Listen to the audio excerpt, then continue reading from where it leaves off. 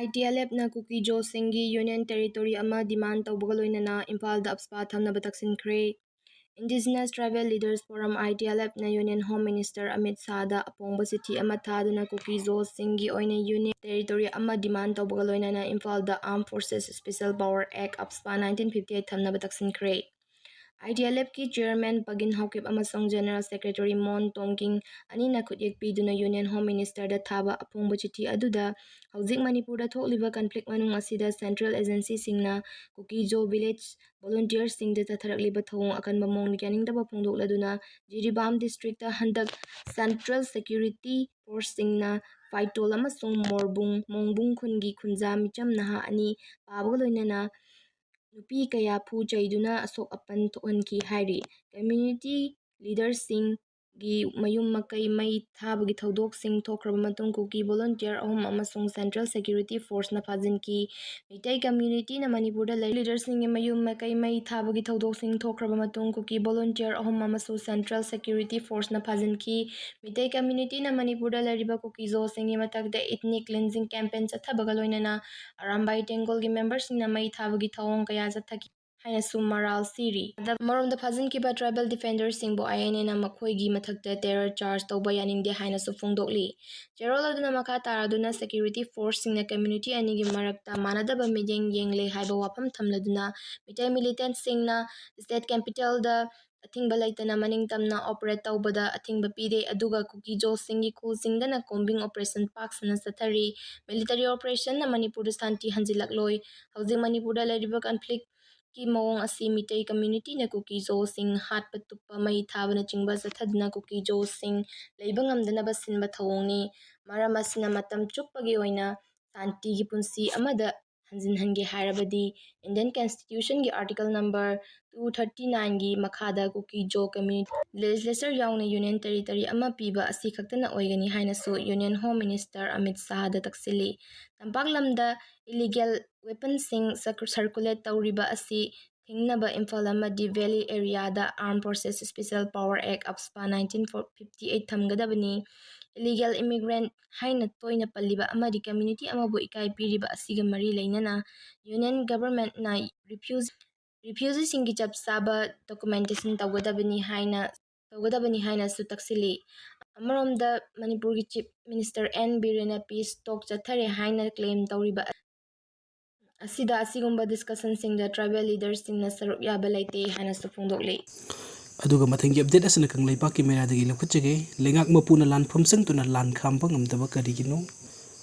Manipur thokliba sahi ama tha ani helakdaba sathi do kang luki irang asilusin no Bharat ki Prime Minister Narendra Modi amadi Manipur ki Chief Minister ani na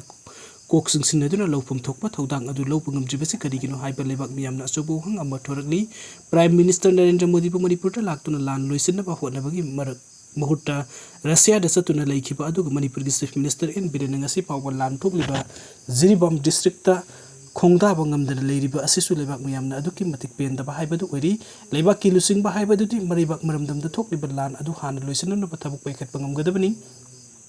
Madutana lusing ba amu oibagi pangal thona amadi maribak miyam buthamoi sengna nungsi loinana santi pamba lusing bani haiba adu utkargadoribani adubo miyamna pamliba asidi Prime Minister Narendra Modi amadi Manipur ki Chief Minister ani na thabuk oina pangthok pangamdre ta sengna haibada lusing ba ani asigi wakalonda Manipur asi lan thoktaba lamdam amani haina khanbaga chap manabugum tawre lusing ba ani na Manipur da thokliba kanglu ani gi sathir lan asi asengba lusing ba amomom oiramba tarbadi lofom thokpa thodang adu loduna lan asi hek awrokpa matamda loisinba ngamramgadabani maduna lan loisinaba karigumba sapsaba thabuk adu paikhatpa ngamdabani na hauzik Manipur miyamna lusingba ani gi mafamda thajaba adu mangbugum tawre maduna lebak miyamna lusingba ani de karma mideng yengri haibasi khangna leijaba pangal thona amadi wakhal losing puthoktu na Manipur da thokliba kanglu ani gi lan asi loisina pohon pamthogi aduga Manipur miyamna Manipur gi Chief Minister N Birenda hangliba wahang amana lan marak asi da CM na Manipur miyam da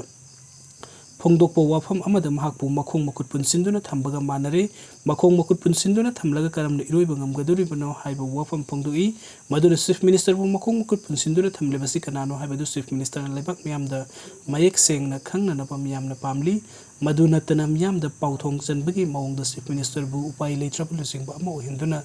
thamle hebase chumloi Chief Minister bu phajin punsinduna thamliba adu kana kanano हाइबा अदु मयेक सेंगना ताकपा ngamgadabani haibasi miyamgi apambo oiri amoromda hojik langi awaba fangliba relief camp da lanjena duna miyoi lising humpu hena leiriba miyamgi mafamda leiba kilusing basingna wangangba matam santi irik kikpa aseng wafam ngaktam ngangduna tahan bagi hainabi leigadabani maduna tana lan nanglaba miyamda tawruidaba amadi thab oina pangthok loidaba wafam kaya tawgani haiduna panghai hejinba kaya kaidurungdasu tawbiruidabani adubu lusingba kharnati oiroidaba amadi thab oina pangthokpa ngamlaruidaba wafam kaya lan nanglaba miyamgi mafamda hejinbagum tawriba asi amuk hana tawdanaba firep lobana khwaidigi afaba oigani hojik manipurda mahosagi phibamda tapna tapna hanjilagle loinana ingtappa manipuri ama oirakle haina lusingba kayana hek phungdokliba asi kadai phawba manipuri asi ingtappa manipuri ama oiribage haibagi khudam sangdam kuloina mayek sengna miyamda takpa ngamba tai hojik manipuri asi ingtappa lamdam ama haibadu oidri manipuri gi miyamna masagi maram dam sinba thungna aki akhang amata yauduna satok chasin tawba ngamjadri buffer zone amadi red zone na khwang koiduna leiri hairiba mafam sing asi lansin duna sangluba amadi chatluba tarabadi miyoi adu asibagi khayata tari maduna manipuri asi santi leitaba हिंसातना थल्लबा लेंगाक सासन लेट्रबा लमदम अम्मा हाइबदु हौजिक ओइरी मसी मतौ करमना कोखनगदबगे हाइबसी मणिपुरी लेंगाकना लौखतपम थोकपा थौदांग अदु मसक खंगना लौबा ngamnaba matamda manipuri ingtappa lamdam हाइबदु ओइबा ngamgani manipuri miyamna hौजिक awaba ipakte irakna dunu leiribasu manipuri ge lengak loi ningsingnadi nungaiba punsi maren amada leiri haibe yai maduna nungaibana awaba khangde haibagum miyamgi awaba sikokhanaba manipuri lengakna lopam thokpa thodang adu lobada ngamdaduna leithopagi asoba maram hamani haibada haimanba thokloi maram aduna manipur gi chief minister en benena manipur thokliba sathirba kanglupani gi lan asi athuba matamda loisinaba ngamnaba bharat ki prime minister narendra modi gi unadunu wadi sanaba tai manipur gi mla minister sing haibadi ruling amadi opposition haibati duna amata oina punsin duna manipur thokliba lan asi athuba matamda loisillu haiduna bharat lenga ki lusing basing da taksin bangam batai maduna tana bharat ki prime minister amadi atai lusing basing gi mafamda manipur thokliba lan asi loisinna kari gi mofam amata haijaba ngamdana yamna pangtabagi saklon lawduna leiba tarabadi manipuri lengak leibagi artha thokloi haibadu aikhoi gi lengak loisingna khangbigadabani lengak mapuna lanfamda sangduna lan khamduna lan loisinna ba hotnagadabani